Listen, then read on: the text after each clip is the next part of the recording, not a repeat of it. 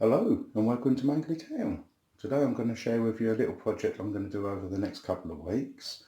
Basically I'm just looking to build a small scenic diorama. One, so when I show you some of my collection I've got a little bit something better than a bare table to show it against. It'd be nice to have a bit of track and a backdrop, and it may also double up as a test track as well for some of my things. So basically I'm starting off with a piece of MDF 9mm thick, 1220 by 606. I'm going to cut about a third off of the length, just because I don't need it to be that wide, and I'll take you through the stages as I build up the diorama. So that's a bit sawn off the length. I'm quite happy to have the length of a long straight and a standard straight with just a little bit sticking over the end, so I can join on extra track or piece of track with power connectors on, so I can run something on it as a test track.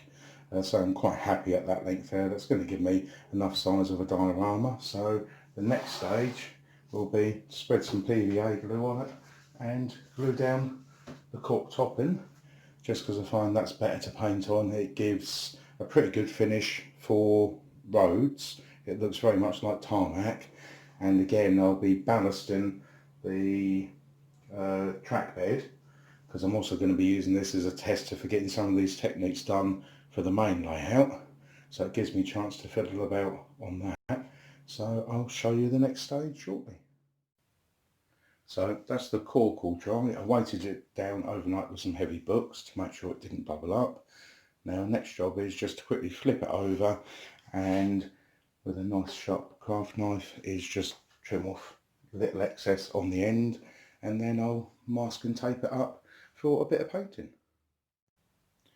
So I've masked off the areas that I want to paint first.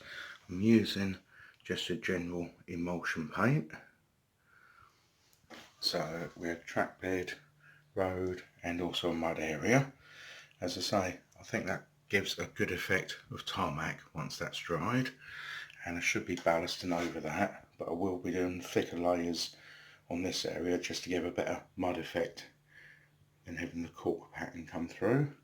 But those two bits just need a second coat and several coats on there. Then for the rest of it, I'm going to build up the area in the corner there. The rest will be grass. I'll put a base coat of green on that, and then I'm going to try the technique of putting some paint down, and whilst it's still wet, sprinkling on some grass scatter, so that acts as the glue to stick it to it.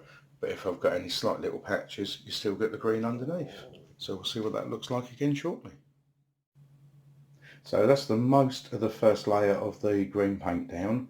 Not worried that the bit in the back corner is a completely different green. That shouldn't notice anyway, because the next stage will be to put a second coat on, but then sprinkle some grass scatter on that. So that'll cover up that green, but give a bit of depth behind it, so I don't get white polystyrene shown through. It will still be green underneath. That might give a slightly different shade up there.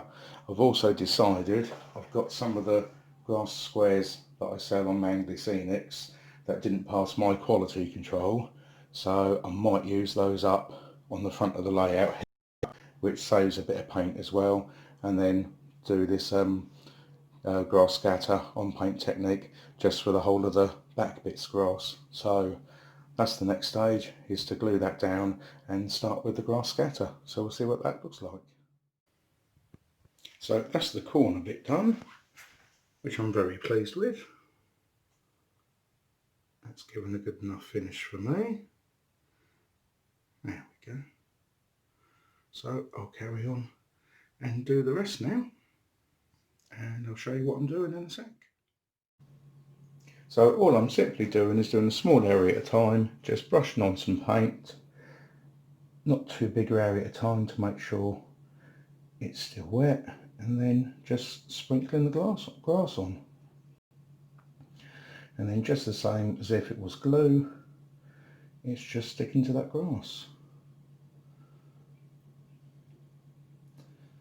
It also means if I go a little bit too thin anywhere, that's still got green underneath, as opposed to using something like a clear PVA, Well, I could get brown showing through, although that wouldn't be bad because that would be like an earth effect underneath.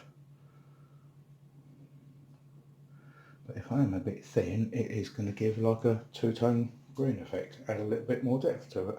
But I'll carry on and do the rest of that.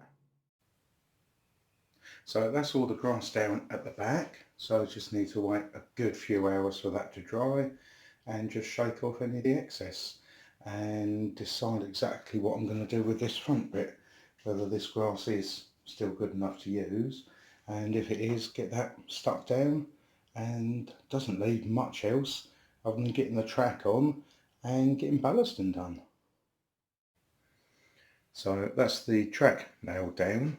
I've got it fairly flush the right hand side, so if it's stored away it's not going to damage the track, but I can join another bit of track on, say with a power adapter on it, so I can actually drive something along the track, and also can add more track on that side as well. So that's all nailed down. Glued on the grass squares. I'm still not really happy with them. They do look a bit naff, as in that's why I couldn't sell them. I may as well use them for something, but they still look a bit crappy, but that may have to do. I'll probably do a part 2 of this. I'll do the ballast and doing something with the road and adding more trees and scenery in a second part. So I'll hope you'll come back and watch that. Bye for now.